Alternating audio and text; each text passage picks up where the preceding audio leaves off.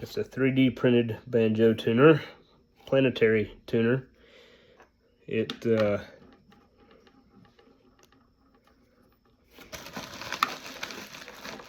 insides look kind of like that, with this on the string peg. No, that's the button end. That's the string peg end.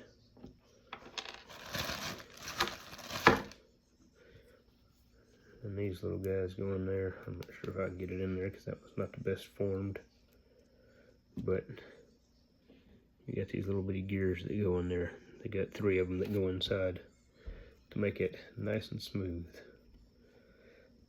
My next goal is to see if I can reproduce that in cast brass, probably.